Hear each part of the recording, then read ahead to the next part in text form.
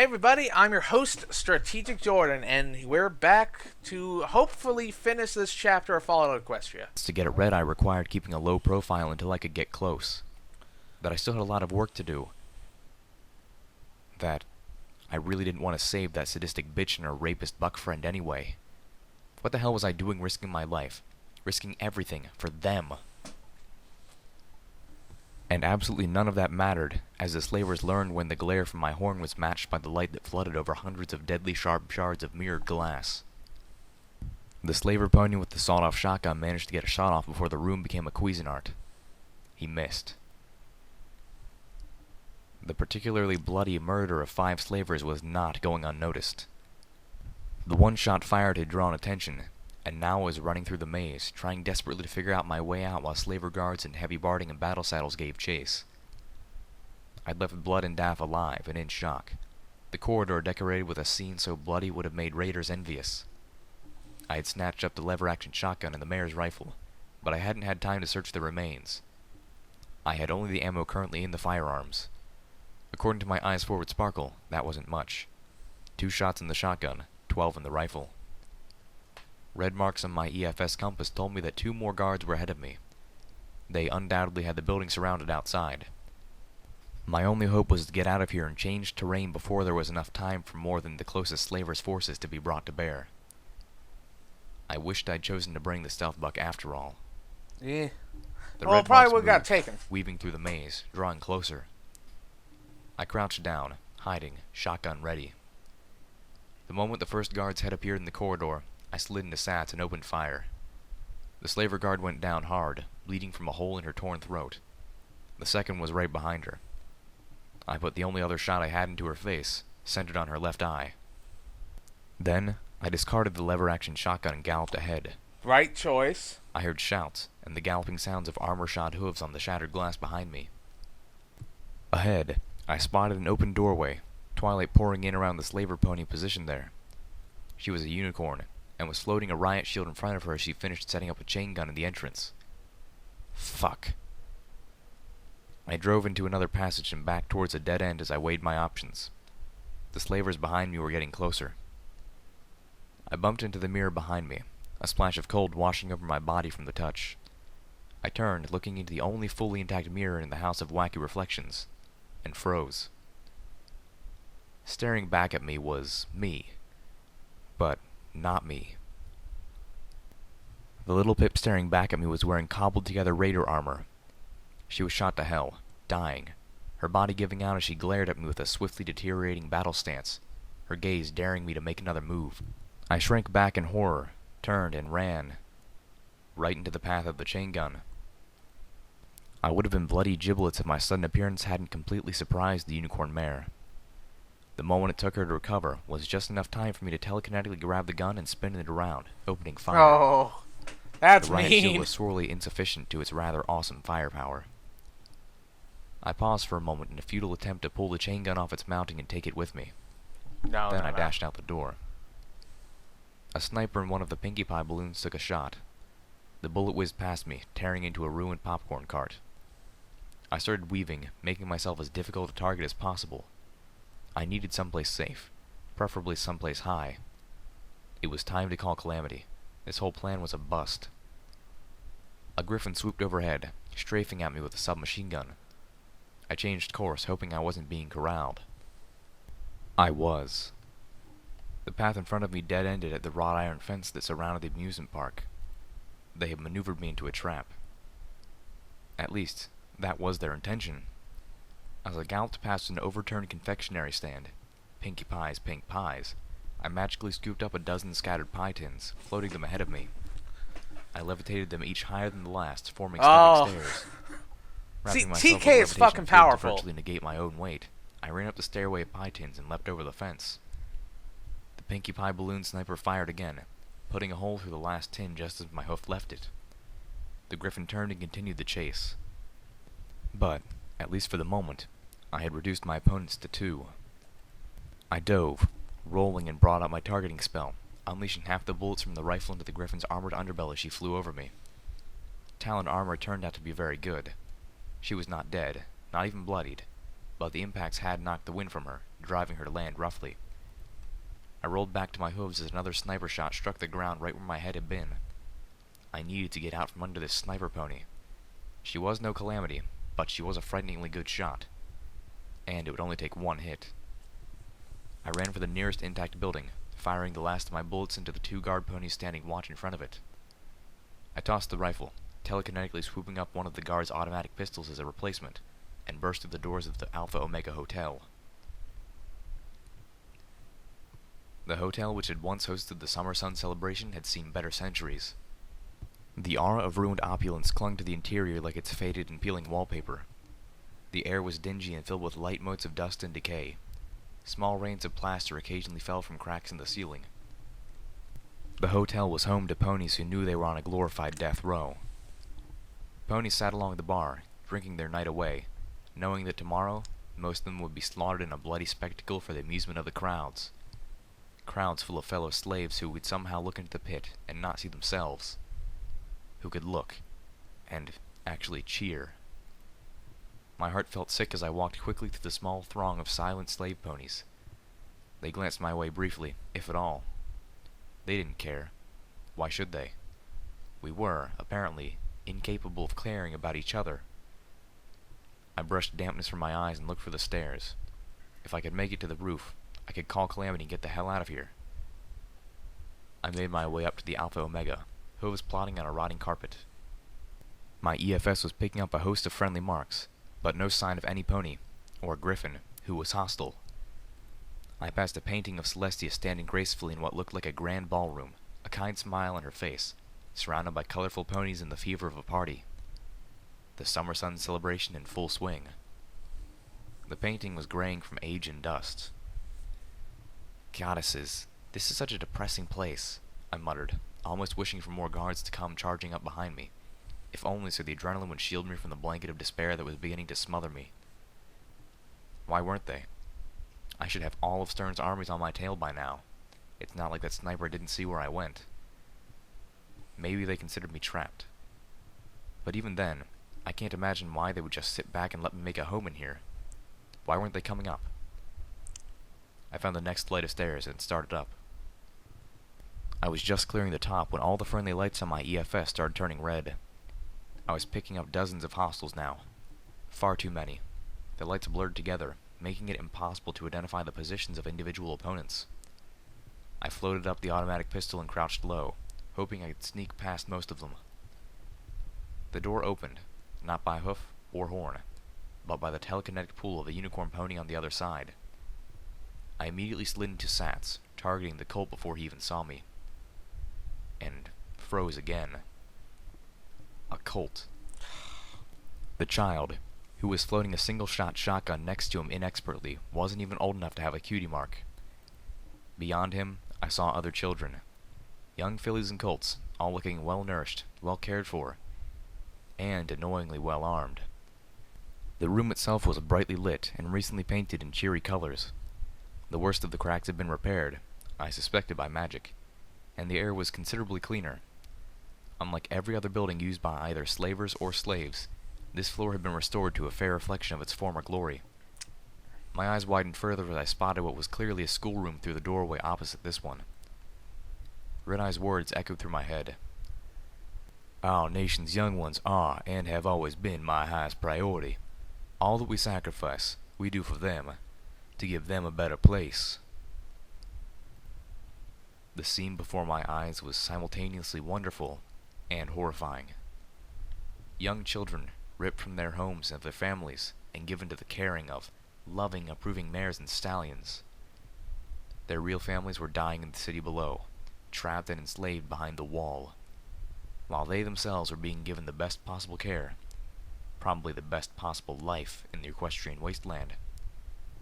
And they were being taught education, indoctrination. Of course they loved him. They would be ready to kill for him. Red-Eye was building schools, and he was about to have the ability to print his own textbooks. This scene was going to be repeated everywhere. I couldn't do it. I killed Sats. I couldn't sneak past all of them, and I just couldn't fight them. Hey! The colt called down the stairs. "She's up here!" I turned to flee, only to see a midnight blue alicorn moving silently up the stairs towards me. I would have face-hoofed if I had been given the chance. I had actually wondered why no one was coming in after me. By the goddesses, how could I have forgotten some of these monsters can turn invisible? The alicorn's horn was glowing. A metal apple floated towards me, the pin pulled. The alicorn would survive, but even if I didn't, the colt next to me would not. If there was time, I might have stopped to wonder why the alicorn would threaten a child if they were so clearly precious to Red Eye. But there was no time. Instinctively, I lashed out with my magic, trying to knock the grenade away. I realized my mistake as the world started to slip away from me. The last thing I saw in this world was the alicorn dropping the illusion that surrounded the memory orb. They remembered. They learned. And I had been bested by my own trick. Everything shot into almost brutal sharpness. Colors were more colorful. The lines around objects almost vibrant. The sunlight was sunnier than I ever imagined it could be. Bright and warm and glorious beyond belief. I could smell the bush I was standing beside, the flowers, the nearby grass. I could smell the two ponies I was watching. The sweat on Applejack would have made me stir in recently wounded places if this had been my own body. It was not, however, a fact to which I was hyper-aware. I could feel a slight burning on my left forehoof, as if I'd recently touched a hot stove. I had an itch on my cheek, an odd pain in my... Why is it always the main six? Like, all the memory orbs are always the main six. Or someone close to it, or around there. Always. I mean, I know it's all plot convenience and stuff, but, like, if this technology was so becoming widespread, like, you'd think there'd be some other people. Hind legs that was barely noticeable. A tingle along my back. There was a familiar and delicious peppermint taste on my tongue. Oh no. With dawning horror, I realized that my pony host was high on mentals. Oh, please no, I can't take this. The effects were nowhere near as pronounced. I was getting the heightened perceptions, but none of the other effects. Still, it was too comfortable, too alluring. "Howdy, Fluttershy," Applejack said, greeting her friend with a smile as the yellow Pegasus landed gently on the grass, as if worried about hurting it. "Hello, Applejack," the Pegasus said meekly. "So, what brings around these parts?" "Well," the shy Pegasus looked down, crossing one leg over the other. Junkie! That is... Applejack rolled her eyes. "Good gravy, girl, just spit it out already. Something wrong?" The Pegasus took a deep breath and then said in a rush, "Are you looking for a close mare friend? 'Cause if you were, we could, you know." She paused, all too obviously having no clue what good mare friends did in the privacy of their own beds. My host stifled a giggle as Applejack's eyes went wide. Then she scowled, trotting past the deeply blushing Pegasus to slam her head repeatedly against a tree. When she finished, she turned to Fluttershy. "All right, that's enough. What is with all my friends hitting on me pretending I'm a filly fooler? Y'all know better. And y'all are straight." She took a step forward. Fluttershy eeped and took one step back. "Fluttershy, I know you, so be straight with me." The pun was probably not intended. "Well, fuck you." Did Rainbow Dash put you up to this?" Applejack demanded. "Oh," Fluttershy squeaked but shook her head. "No." Applejack looked dubious. "So you're saying you just thought this up, all by your lonesome?" Fluttershy shook her head. "So Rainbow Dash did put you up to it?" It's not always Rainbow Dash. No, she insisted softly. My host began to move, silently creeping out from behind the bush. "But some pony did," Applejack sussed out. Her yellow friend nodded. "Who?" My host had moved up behind Applejack so quickly and stealthily, even I hadn't seen it happen. Still, it bewildered me how we could possibly have been standing this close, and neither of the ponies seemed to notice us. Were we invisible? It's another It certainly zebra. wouldn't be the first time I had found myself in a magically hidden being who was spying on the ministry mares. But I was clearly an Earth pony. Applejack turned around, only to find herself nose to nose with my host. Spooked, she jumped away so fast she toppled on her back. Pinkie Pie? Hiya! I felt my muzzle say, hearing the words in a high-pitched but pretty voice. Okay, I thought this was a Fluttershy memory, and Fluttershy was the fucking junkie. No, it's Pinkie Pie, who we know is a drug addict. What in tarnation are you? The blonde-maned orange pony stopped, then faced us while still lying on her back in the most undignified position. You, this has all been one of your and Rainbow Dash's practical jokes, ain't it? Yep, I heard myself say happily as I began to bounce. Bounce? Applejack pulled herself back onto her hooves, staring at me and my host crossly. Care if I ask why? Well, you've been a total mopey pony since the funeral. Of course I have, Applejack shot. I buried my brother. Ugh. And you've been working really, really hard, Pinkie Pie plowed on. And you haven't been getting any time out, or going to parties, or seeing your friends, and you haven't talked to a buck in like forever. Applejack huffed. How would you know if I've... She stopped abruptly, realizing just how stupid a question that was considering who she was asking. Fluttershy had slipped back a ways, almost hiding. And you're all worked up and stressed out, and you're going to burn yourself out if you're not careful. And you, like, really, really, really need to get laid. I want to hear that in the show. Just once. Just once. Pinkie Pie was incorrigible at best. This ain't going to end if I get myself a buck, friend, is it? Nope. Pinkie Pie announced bouncily. How the hell could she bounce on all hooves like that? I was inside her, and I still couldn't figure it out. Well, would it help if I said there is a buck I've had my eye on? Pinkie Pie stopped bouncing and stared off into space. The itch on the side of her cheek migrated to her chin. She looked back to Applejack. Yep, that's the truth, but itchy chin means you haven't told him yet. You gotta talk to him. Applejack sighed. And if I do, this nonsense stops. I watched the world rock as Pinkie Pie nodded enthusiastically. My host started chanting, "Do it," rambunctiously as she bounced around in circles around Applejack. Fine. Applejack reached out a hoof and stopped Pinkie Pie. On one condition. What? Y'all gotta swear. Applejack turned at Fluttershy. Both of you, that Rainbow Dash don't hear a word of this. Why? But, Pinkie Pie started, if Rainbow Dash doesn't know, how we should know it's time to stop the prank, silly? I can deal with it from Rainbow Dash, Applejack said sternly. At least now that I know where it's coming from. A buck friend of mine, well, he's got a kind of funny name, and I think Rainbow might not be able to keep herself from messing things up. Wow, that came out badly. Applejack seemed to realize it too. Look, I'll tell her myself when I'm ready, not before. She looked at her two friends. Now y'all Pinkie Pie swear on it. Pinkie Pie swear. My host's reaction was immediate. I struggled to keep track of the odd motions, which ended up with sticking a hoof in my eye. Yeah. That accompanied the little sing-song that Pinkie Pie and Fluttershy That's gotta hurt, given how huge their eyes are. Just cross my heart and hope to fly, stick a cupcake in my eye. I wonder what ponies would react if they heard our version of the Pinkie swear. Cross my heart, hope to die, stick a needle in my eye. Yeah, that would probably horrify them. Jack breathed a sigh of relief. The three friends began to walk, my host falling slowly behind. Ooh, there it is again. Applejack and Fluttershy both stopped, looking back. There what is? Burning hoof means little Pip's watching me, Pinkie Pie blurted out impossibly.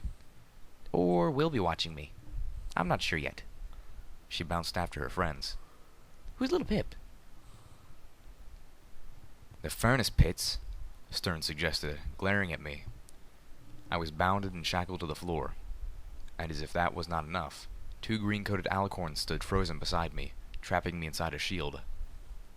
Not only had I done most of the things that Stern considered a death sentence, I had done them with aggressive results. Yeah. I had still failed, but she took the time to name each slaver I managed to kill before my inevitable capture. No, said Red Eye, eliciting a look of shock and displeasure from the griffin. The cybernetically augmented stallion walked up to face me. I'm feeling particularly generous today. I doubted I would not much care for his definition of generosity. But the horrific tale of a pony being devoured from inside by an ever-growing number of parasprites left me thankful all the same. Addressing me directly, Red-Eye asked, "Do you think I'm a monster?" Bluntly, I answered, "Yes." He shrugged. "Because of course I am. And you, Stable Dweller, can probably see it more clearly than most. Because you and I are a lot alike, are we not?" "Not even slightly," I hissed, lying through my teeth. Red-Eye chuckled. "I've heard of your exploits. I think we are more the same than you would like. You've just had it easy so far."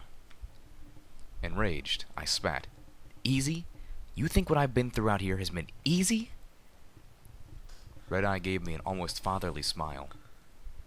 "The fact that you can still stand there and judge me tells me so.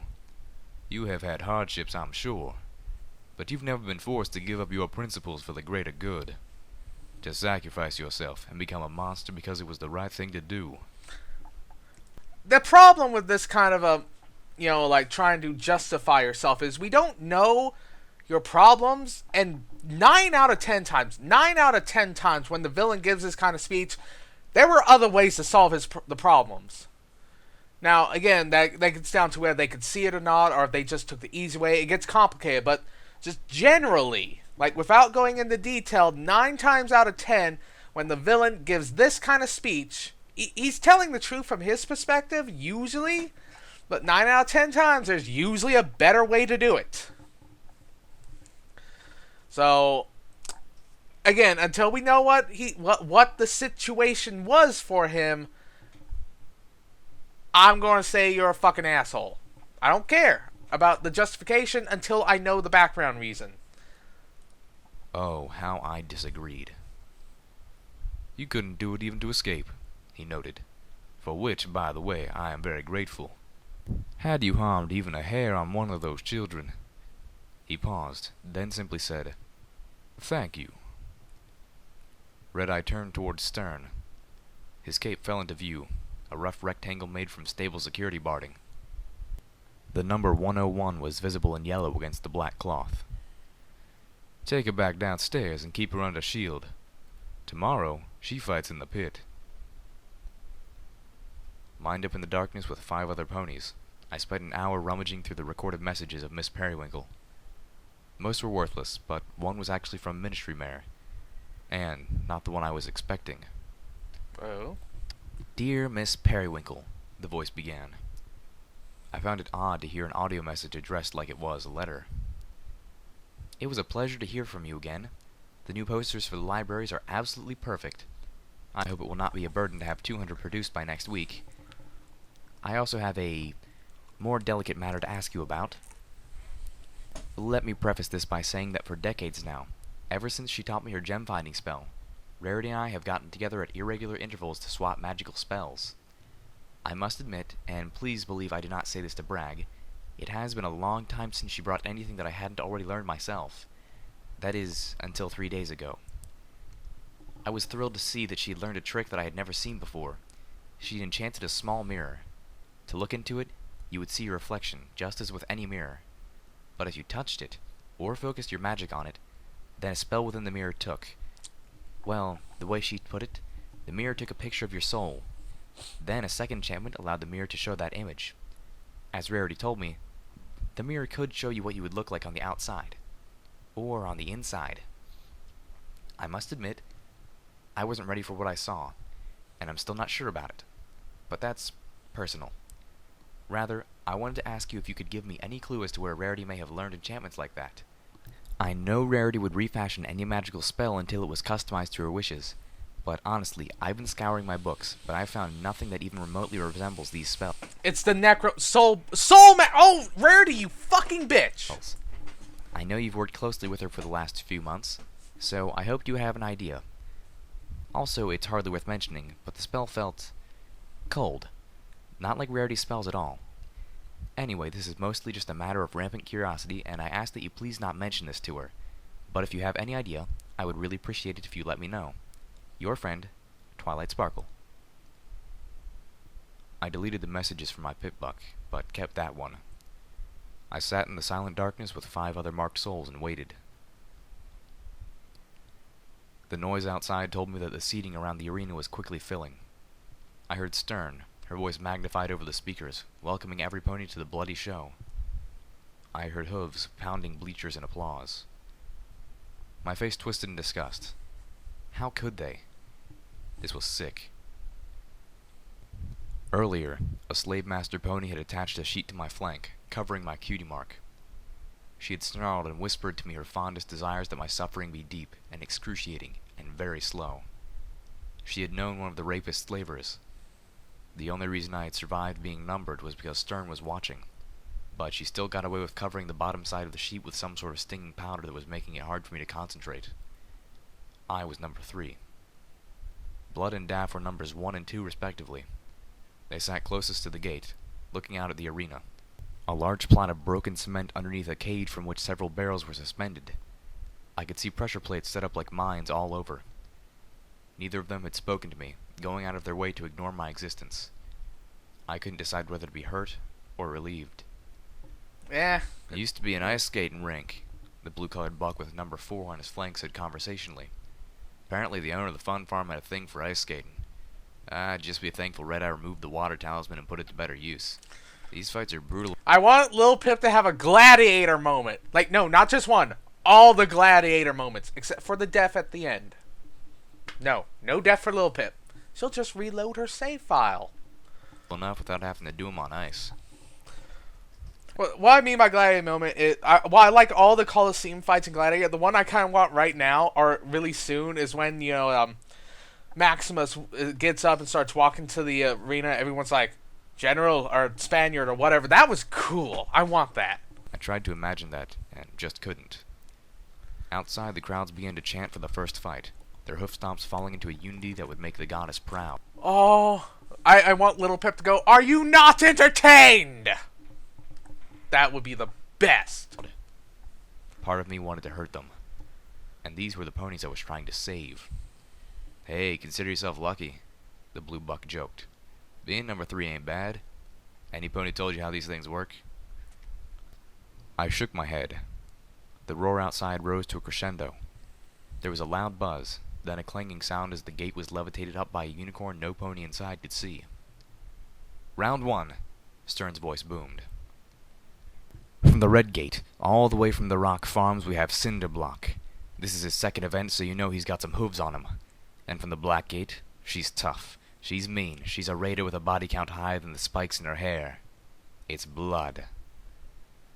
Blood got up, looking dejectedly at the open gate for a moment, then held her head up and trotted out, putting on a brave face that I didn't believe even a little bit. You see, number 4 was telling me, there are 2 gates. We're the Black Gate. Each gate has 6 fighters, randomly numbered. If you survive your first round, you'll be pitted against the next opponent from the Red Gate. Event lasts till all the opponents from one gate are dead. And the survivors from the other gate live to fight in the next event. I looked at Blood and winced. So basically it sucks to be number 1. I couldn't believe I was feeling sympathy for the vile raider mare. Well, it's a give and take, number 4 said. I looked at him quizzically. I mean, if you're a high enough number, it's possible you won't have to fight at all. And any pony who survives 6 events is set free. Doesn't matter if he actually fought or not. I got the feeling that number 4 had made it at least through one event just that way. You even get a spot in Red Eye's army, he added enthusiastically. I considered pointing out to him the sort of position Red Eye would likely appoint him to if he never actually won a fight. But I kept my muzzle shut. The sudden roar of the crowd snapped my attention back to the arena. Blood was down, soaking in a pool of her own, well, blood. Cinderblock, an athletic-looking light gray buck, was rearing his hooves in victory. The fight had lasted only seconds. My heart sank. What are the benefits of being first again? I asked dully. Number 4 leaned close, apparently unable to comprehend personal space. Well, you see those barrels? And you see those plates? I nodded to each. Step on a plate, barrel above drops. Now, the barrels are full of nasty stuff, usually radioactive goo, but sometimes it's something worse. I heard they once had one filled with tainted ooze. I shuddered, looking up at the cage that had been constructed over the arena, and the... So, Blood dead, or is she not? I wonder. Because there's always the bad karma companions. Anyways, that's all for this time. We're at the 30-minute mark. There was a lot of cool stuff in this chapter that I didn't get to comment on. So, bye.